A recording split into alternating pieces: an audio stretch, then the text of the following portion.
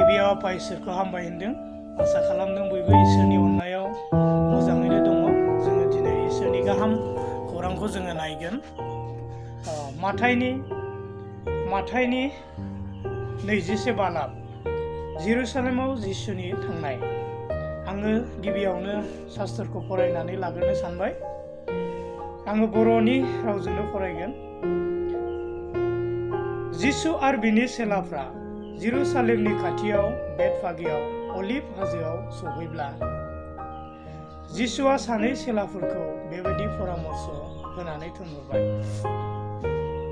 नोंसोरनि मोखांनि गामियाव थां आरो बेयाव सौहैमानो मासे गेम्बु गराय खानानै दोननाय आरो बेजों लोगोसे मासे गेम्बु गराय बिसाखौ मोनहैगोन। बेफोरखौ खेवनानै आंनियाव लाबो आरो सोरबा नोंसोरनियाव माबाफोर बुंब्ला नोंसोर बुं, फोरबुनो बेफोरखौ नांगौ, अब्लानो बियो थाबनो बेफोरखौ हरगोन। नाबिनि बाथ्राया जाफुंनांगौखाय बेफोरो जाबाय। नोंसोरो जायननि बिसाजोनो खोथा नोंनि राजाया नोंनियाव फैगौ, बियो गुरै आरो गेम्बु गरायनि सायाव गेम्बु गराय बिसा बिबा बाग्रानि सायाव गाखोदों।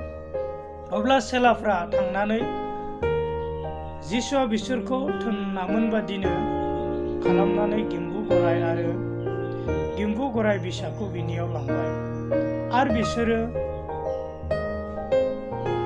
गाव गावनि हिफोरखौ बेफोरनि सायाव बबाय आरो जिसुआ बिसोरखौ बिनि सायाव जबाय।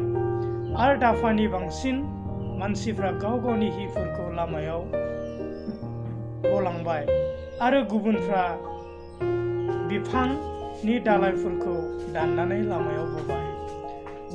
आरो बिनि सिगां आरो उन थांफानाय दाफाफ्रा गाबज्रिनानै होनदों, हसाना, दाबिदनि बिसा हौवा, प्रभुनि मुङै फैनाया बोर होजाथों, हसाना गोजौसिनथाराव। जिसुआ जेब्ला जेरुसालेमाव हाबो, नोगोर मानिया होंगो दोंगो जाद्लायनानै होनहैदों, सोर जाखो बिलाय? लोगोफोर, बेयाव जिसु ख्रिस्टनि बा जिसु राजानि जेरुसालेम नोगोराव हाबनाय। जेरुसालेमा इजराइलफोरनि राजखान्थिनि, हारिनि, धोरोमनि मोनसे मिरु जायगा आरो इसोरनि लुजानाय गोथार मन्दिराबो बे नोगोरावनो दंमोन। बेनिखायनो जिसुआबो सासे शास्त्रनि बुंखानाय बायदि जेरुसालेम नोगोराव गेम्बु गरायनि सायाव गाखोनानै राजा महरै बियो हाबफैदों। आरो गोबाङा बिखौ रंजानायजों बरायदों। 1 नाम्बार, गेम्बु गरायाव जिसुनि गाखोनानै फैनाया शास्त्रनि बाथ्राया जाफुंनाय।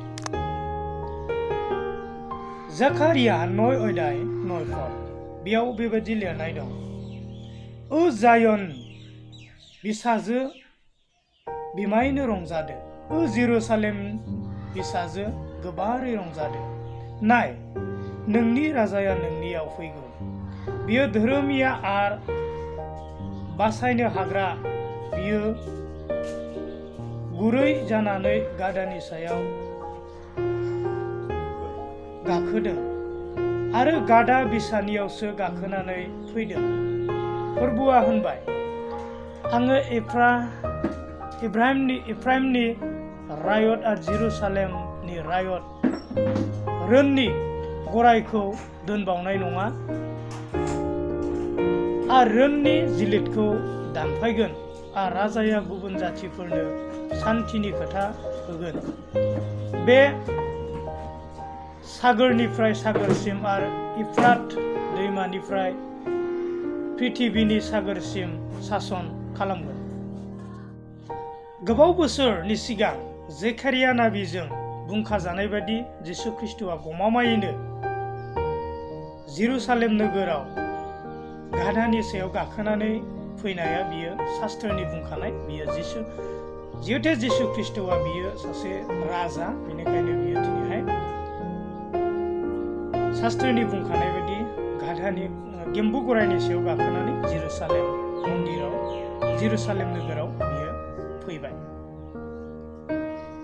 दा गेम्बु गरायनि बिदिन्थिखौ जोङो जुदि नायनो थाङोब्ला गुरै नम्र बिबान बाननो हाग्रा, सैनो हाग्रानि सिनायथिनि सिन। मानोना शास्त्रआव बुंदोंमोन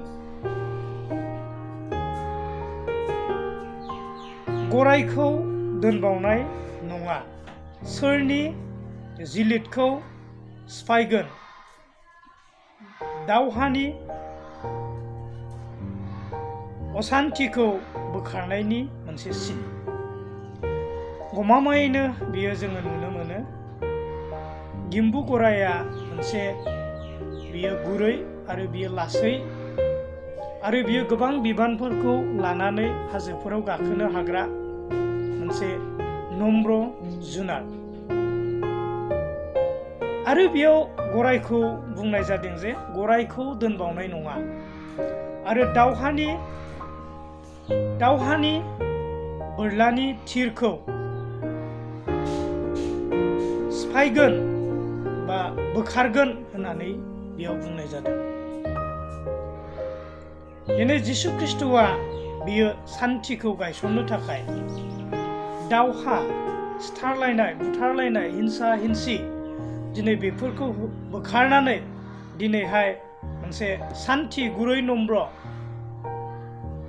बिबान सैनो हानाय, सैलायनाय, अनज्लायनाय दिनै बेखौ गायसननो थाखाय बियो बे गेम्बु गरायनि सायाव गाखोनानै जेरुसालेमाव फैनाया बियो जे मोनसे सान्थिखौ गायसननो फैदों, दिनै बेखौ दिन्थिनाय जादों।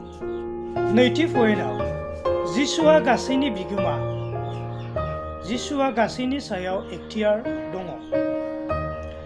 जिसुआ गावनि चेलाफोरखौ बुंदोंमोन मोखांनि गामियाव थांनानै खानानै दोननाय गिम्बु गराय बिमा आरो बिसाखौ खेवनानै गावनियाव लाबोनो बिथोन होदोंमोन। आरो जिसुआ बुंदों सोरबाफोर बिखौ सोङोब्ला बा माबा अजद होब्ला बुं बेखौ फोरबुनो नांगौ, अब्ला बेखौ थाबनो हरगोन। गमामायैनो जिसु ख्रिस्टआ गावनि चेलाफोरखौ हथादैनो बियो बुंदोंमोन नोंसोरो मोखांनि गामियाव थां आरो बेयाव मासे गेम्बु गरायनि बिमाखौ खानानै दोननाय मोनगोन आरो नोङो बिखौ आरो बिनि बिसाखौ आंनियाव लानानै फै।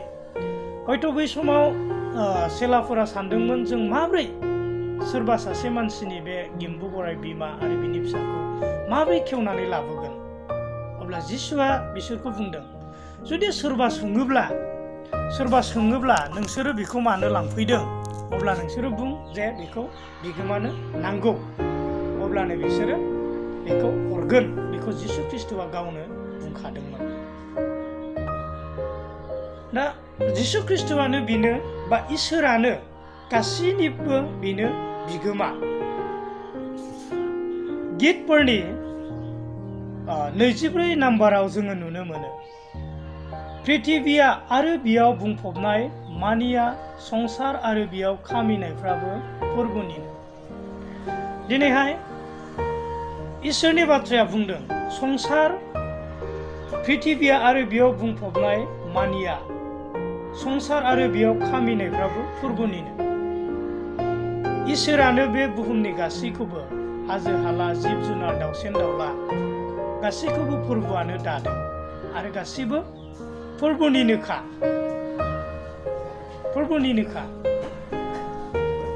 दा बेनिखायनो गासिबो इसोरनिनो खाबा दिनैहाय बेखौ इसोरा जिसु ख्रिस्टआ नो बिगोमा खाब्ला अब्ला बियो गासिबो इसोरनिनो खा।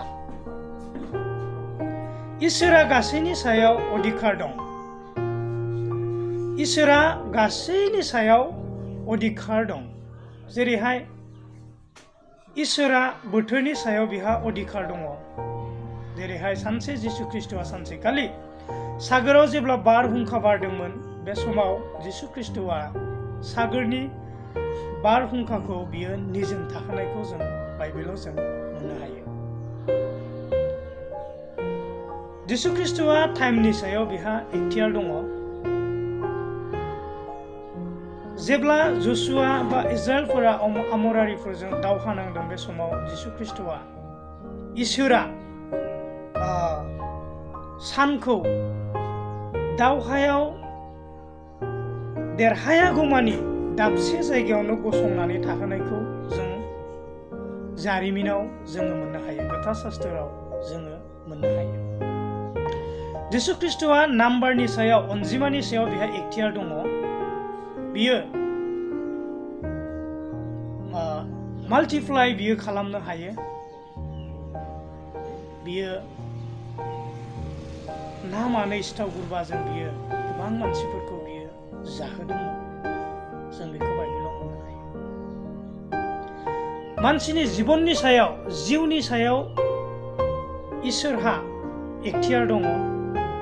जिसु ख्रिस्टआ गावनो गावनि जिउखौ बियो इसोरनो होदोंमोन आरो बियो दिनैहाय मानसिनो बियो जिउखौ बिहा होफिननो हानाय बिहा इख्तियार बे जिसु ख्रिस्टआ दङ।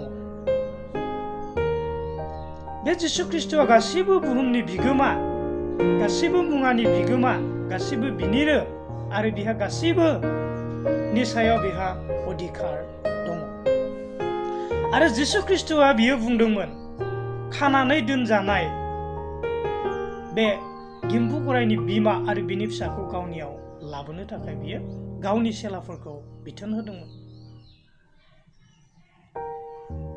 दिनै इसोरा जिसु ख्रिस्टआ खानानै दोनजानायनिफ्राय उदां खालामना गावनि खालामनो आरो मोजां खामानियाव बाहायनो थाखाय दिनैहाय बियो बे बुहुमाव फैबाय। दिनै गोबां बेबायदिनो सैतानफोरजों जिउजों खानानै दोनजानाय, हमजानाय मानसिफोरखौ जिसु ख्रिस्टआ बियो उदां खालामदोंमोन। बियो सैताननि बान्दोनिफ्राय बिसोरखौ सख'दोंमोन, जों बाइबेलाव नुनो मोनो।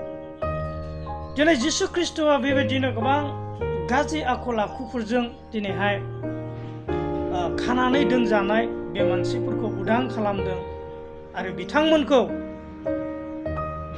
उदांस्रि होनानै गावनि खालामनानै लानानै बियो गावनि गोथार खामानियाव बाहायनाय मानसिफोरखौ जों बाइबेलाव नुनो मोनो।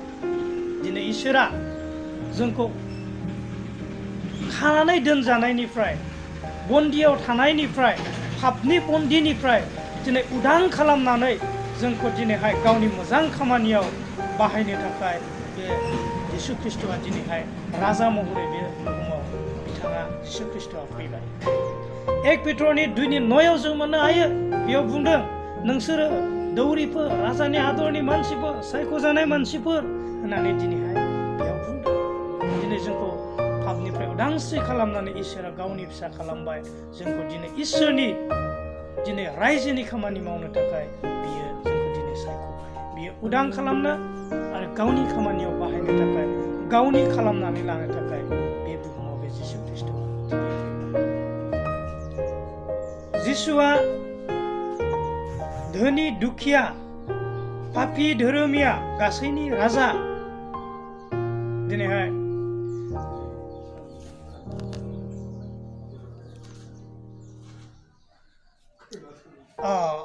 जिसु ख्रिस्टआ जेब्ला जेरुसालेम नोगोराव बियो हाबफैदों, बे समाव गोबां मानसिफोरा बे जिसु ख्रिस्टखौ बिथांमोनहा बरायदोंमोन। सोरबाया बेबायदिनो गावनि मोजां हिफोरखौ दंनायफोरा बिसोरो बनानै बे जिसु ख्रिस्टखौ बिसोरो बरायदों। आरो बे समाव जेरुसालेम नोगोराव गोबां गुबुन गुबुन जायगानिफ्राय दिनैहाय मन्दिराव फैनायनि मोनसे सममोन। बिसोरो धोन सम्पति, सि जोम, मोजां मुवा हयथ' लानानै फैयाखैबो जानो हागौ।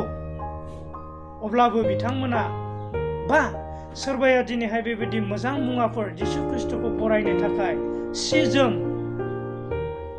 दिनै गैयामोनबो जानो हागौ, अब्लाबो दिनैहाय बिथांमोना बे जिसु ख्रिस्टखौ गावहा जे दं बेजोंनो बेखौनो होनानै दिनै बेजोंनो बरायनायखौ जोङो नुनो मोनदों। मानोना बे इसोरा धोनि दुखिया पापी धोरोमिया गासैनि राजा। दा दिनै जोंनि मोदोमा जोंनि गोसोआ इसोरनि सिंहासन, जों बयबो इसोरखौ जोंनि गोसोआव बरायनो हायो। दिनै इसोरा जायानो जिसु ख्रिस्टखौ बरायदों, दिनै बिथांमोननि न'आव जिसु ख्रिस्टआ बियो थांनानै बे न'खरनि बिगोमा जानायखौ जों नुनो मोनदों।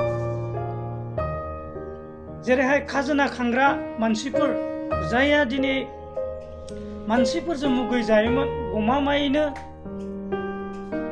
सासे अधोरोमियामोन, बिथांमोनाबो जेब्ला बे जिसु ख्रिस्टखौ बरायदों, गावनि न'आव हांख्रायदों, बे समाव जिसु ख्रिस्टआ बिथांमोनखौ नेवसियालाबानो बिथांमोननियाव थांनायखौ जों नुनो मोनदों। बयजोंबो मुगै जानाय समरिया आइजो, दिनै बिथाङाबो जेब्ला जिसु ख्रिस्टखौ मिथिनानै जेब्ला जिसु ख्रिस्टखौ गावनि गोसोआव बियो बरायदों, जायगा होदों, जिसु ख्रिस्टआ बिनियाव गोसोआव थादों आरो बेखौ गावनि गोथार खामानियाव बाहायदों आरो गावनि खालामनानै लानायखौ जोङो नुनो मोनदों। दिनै बे जिसु ख्रिस्टआ गमामायैनो दिनैहाय जोंनि गोसोआव राजा जानो थाखाय बियो जोंनियाव फैदों। जोङो बयबो बेखौ दिनै जोंहा जा दं जोङो बेजोंनो बे जिसु ख्रिस्टखौ बरायनि आरो जोंनि गोसोआव जोङो जायगा होनि। अब्ला दिनै जे इसोरा सान्थिनि राजा, जायहा दिनैहाय असान्थिखौ होखारनानै सान्थिखौ फसंनो थाखाय फैबाय, जोङो दिनै बे इसोरखौ जोंनि गोसोआव जायगा होयोब्ला बे इसोरा जोंनो अरायबो सान्थि होनानै दैदेनगोन आरो जोंनि राजा जागोन। हामबायसै, इसोरा जों बयनोबो आशीर्बाद होथोंसै।